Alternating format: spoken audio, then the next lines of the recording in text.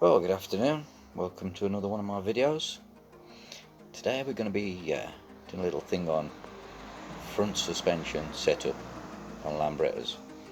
You probably can't find a video on it. I looked and not many people have really talked about the subject. So we're going to go into how to set up your front suspension, how it should be done correctly for a lambretta, which ain't easy. So let's go and look at one that is set up properly. Okay, here we've got a lambretta front end set up.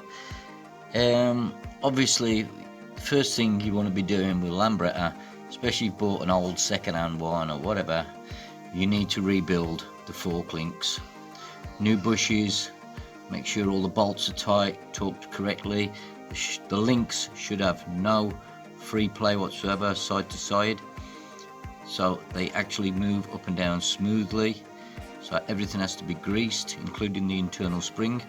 Now when it comes to the spring, if you're running with dampers, they're adjustable like this one, I would not run the progressive springs.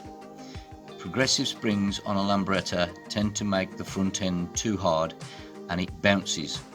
Now, a proper setup front end should have sag, which is when the bike is on the floor, the front suspension should dip slightly. Therefore, when you go over bumps, it allows the wheel to come up and down with the surface. If your suspension's too hard and it's pushing that arm down too hard, you've got no sag, so therefore every little bump you go over, the front tyre loses contact with the surface of the road and it's dangerous. So this is how it should look. You should be able to lift the bike up and you should get this effect where you've got some sag on the front end. So there you see that even without me sat on the bike, this has got sag, so the bike remains in contact with the floor.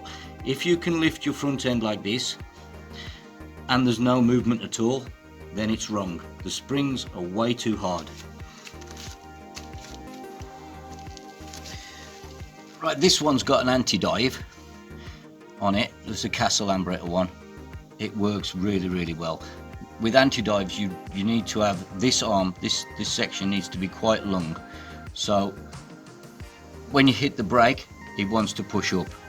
Well, the arm then pushes back on this, which allows it to pivot. If your arm's too short, which you have got on a lot of like other cheap ones, the arm is connected down here, there's not enough length and it goes at this angle, what happens, it tends to lock up the front end. You hit the brake and there's no give whatsoever, it goes solid. So it's complete wrong setup. This one's been worked out properly. You want to put this bracket as far down as you possibly can on a road bike and you get nice progressive braking into corners, and it's a safe system. I'm really impressed with the casa one. It works excellently.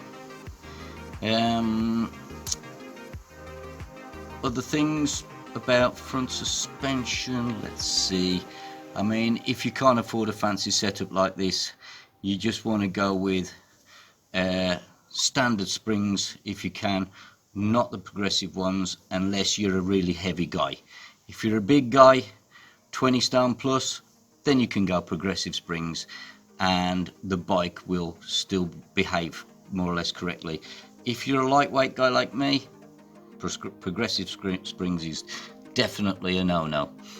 So if you get good shockers on it, like these, adjustable with adjustable damping, and just the normal springs, well set up, well lubricated, it should be pretty good. If you're heavy on the brakes and you've got a disc brake and you're really hammering hard, you do need to go for an anti-drive. For normal riding, good dampers and standard springs. If you're a lightweight, if you're heavy, big heavy guy, progressives. But try not to go too heavy on the springs. Like I said, you need sag. So that's about it for front suspension on setting it up. Make sure everything's nice and tight and new when you build it the first time. Make sure the fork links are level when you build it, so the actual wheel is fixed straight between the forks and not lopsided. So the height of these fork links when you build it have to be checked, so they're both equal and level. And the sag is one of the most important things. Anybody that races bikes will know. Who said you could get in on the video? Go away. No, get off. You are a major pest. Okay, don't forget to subscribe to my video, and forget the dog.